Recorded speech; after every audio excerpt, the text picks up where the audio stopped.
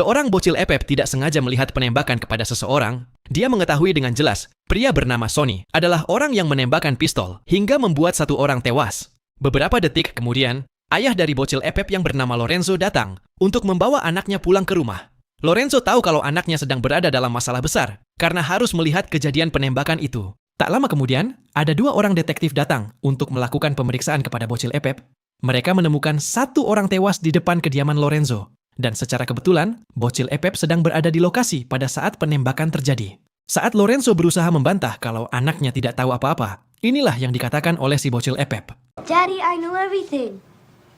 Detik berikutnya, dua orang detektif segera membawa bocil Epep ke hadapan 6 orang terduga. Mereka meminta bocil Epep menyebutkan siapakah di antara 6 orang ini yang menembakkan pistol. Satu persatu bocil Epep mulai mengenali wajah para terduga. Dari 5 orang terduga yang dilewati, bocil Epep menyebutkan kalau mereka bukanlah pelaku pembunuhan.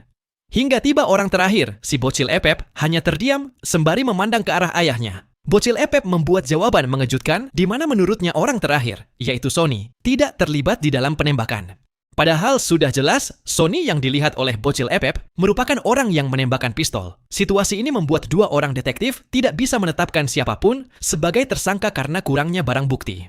Keesokan harinya, Sonny memanggil bocil Epep untuk mengucapkan terima kasih. Mereka pun kemudian menjadi teman.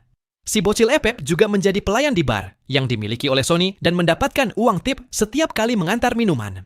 Hingga suatu waktu, bocil Epep diminta oleh Sonny untuk melemparkan dadu pada saat orang-orang sedang taruhan. Dari beberapa percobaan, bocil Epep selalu menang dan membuat Sonny mendapatkan banyak uang. Setelah selesai bermain, Sonny memberikan uang kepada bocil Epep sebagai hadiah. Dan mereka pun kemudian berteman baik. From now on, your name is C. See?